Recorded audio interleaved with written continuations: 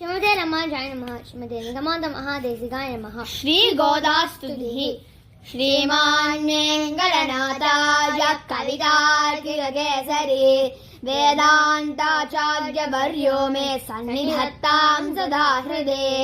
श्रीकृष्णचित्तकुलनन्दनकल्पवल्ली श्रीरङ्गराज हरिचन्दनयोगदृश्याम् साक्षात् क्षमां करुणया कमलामिवान्यां गोदामनन्यशरणः शरणं प्रपद्ये। श्रीकृष्णचित्तकुलनन्दनकल्पवल्ली श्रीरङ्गराज हरिचन्दनयोगदृश्याम् साक्षात् क्षमां करुणया कमलामिवान्यां गोदामनन्यशरणः शरणं प्रपद्ये। वैदेशिकश्रुतिगिरामविभूयसीनां वर्णेषु मातिमहिमानहिमादृशान्ते एतं विदन्तमभिमां सहसैव गोदे मूनद्रोहो मुखरयन्ति गुणाः स्वदीयाः। तत्प्रेयसश्रवणयोरमृतायमानां तुल्यां त्वदीयमनिनूपरसिञ्जिदानां गोदे त्वमेव जननी त्वदभीष्टवार्हां वाचं प्रसन्नमधुरां मम संविधेयाः। कृष्णान्वयेन दधतीं यमुनानुभावं तीर्थैर्यदावदगाह्य सरस्वतीं ते गोदेऽधिकस्वरधियां भवती कटाक्षात् वाचस्फुरन्ति मकरन्दमुचः कवीनाम्। अस्मादृशामभगतो चिरदीक्षितानाम् अह्नाय देवि दयते यदसो मुकुन्दः तन्निश्चितं नियमितस्तव मौलिधाम्ना तन्त्रीनिनादमधुरैश्च गिरां निगुम्भैः शोणाधरेऽपि कुचयोरपि तुङ्गभद्रा वाचां प्रवाहनिवहेऽपि सरस्वती त्वम् अप्राकृतेरपि रसैर्विरजा स्वभावात् गोदापि देवि कमितुर्ननु नर्मदासि वल्मीकतः श्रवणतो वसुधात्मनस्ते जातो बभूव समुनिः कवि सार्वभौमः गोदे किमद्भुतमिदं यदमीश्वदन्ते वक्तारविन्दमकरन्दनिभाः प्रबन्धाः भोक्तुं तव प्रियतमं भवतीव गोदे भक्तिं निजां प्रणय भावनया गृणन्तः उच्चावचैर्विरगसङ्गमजैरुदन्तैः शृङ्गारयन्ति हृदयं गुरवस्त्वदीयाः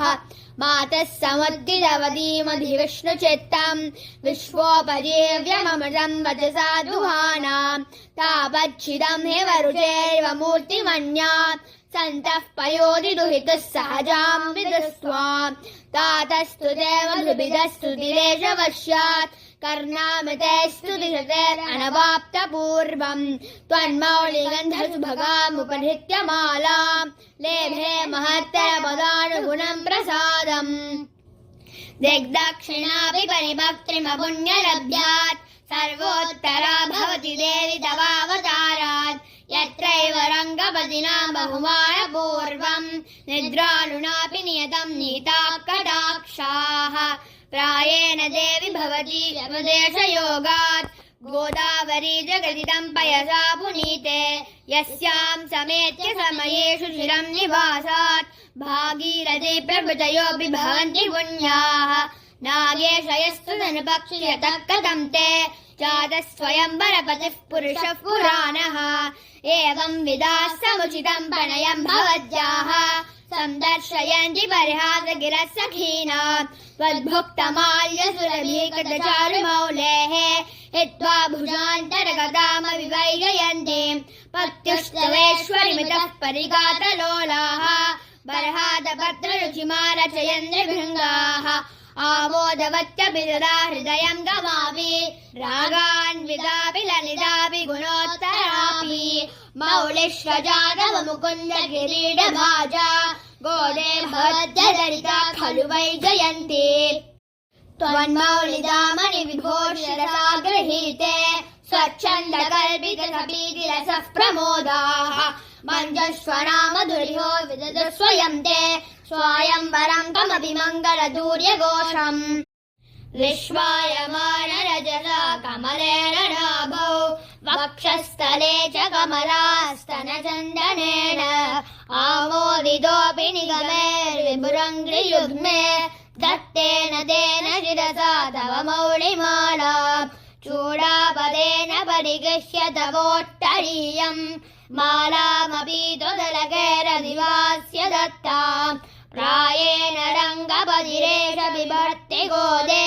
सौभाग्यसम्पदभिषेकमहाधिकारम् तुङ्गेन कृत्रिमगिरः स्वयमुत्तमाङ्गैः यम् सर्वगन्ध इति सादरमुद्वहन्ति आमोदमन्यमधिगच्छति मालिकाभिः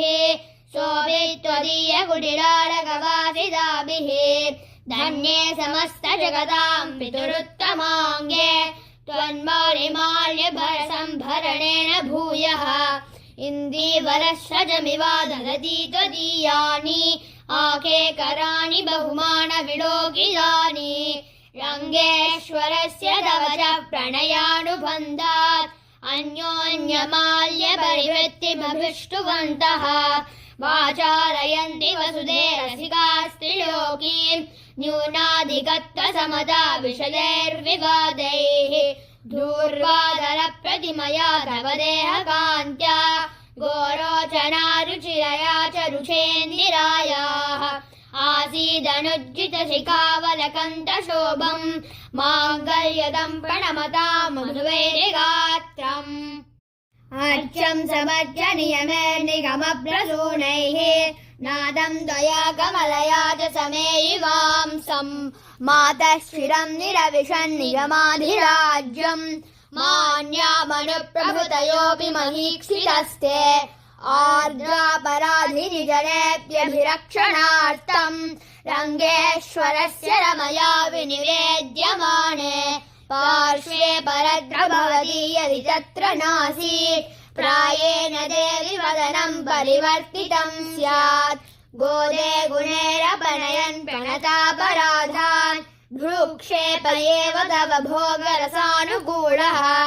कर्मानुबन्धि फलदानरदस्य भर्तुः स्वातन्त्र्य दुर्व्यसनमर्मभिधानिदानम् रङ्गे तदेद्गुणवतो रमयैव गोदे कृष्णाम्बुदस्य घटिताम् कृपया सविष्ट्या दौर्गत्य दुर्विष विनाश सुधारतीम् त्वाम् सन्तः प्रबध्य समयन्त्य चिरेण तापान् जातापराधमपि माम् अनुकम्प्य गोदे गोत्री यदि त्वमसि युक्तमिदम् भवत्याः वात्सल्यनिर्भरतया जननी कुमारम् स्तन्येन वर्धयति दष्टपयोधरापि शतमकमणिनीराचारु कल्हारहस्ता स्तनभरणमिदाङ्गी सान्द्रवात्सल्य सिन्धुः अलकविनिहिता विश्वग्भिराकृष्टनादा विलसतु हृदि गोदा विष्णुचित्तात्मजानः शतमखमणिनीराचारु कल्हारहस्ता स्तनभरणमिदाङ्गी सान्द्रवात्सल्य सिन्धुः अलकविनिहिता विश्वग्भिराकृष्टनादा विलसतु हृदि गोदा विष्णुचित्तात्मजानः इति विकसितभक्तेरुत्थिताम् वेङ्कटेशात् बहुगुणरमणीयाम् भक्तिगोदास्तुतिम् यः स भवति बहुमान्यः श्रीमतो रङ्गभट्टुः चरणकमलसेवाम् शाश्वतीम् अभ्युपैष्यन्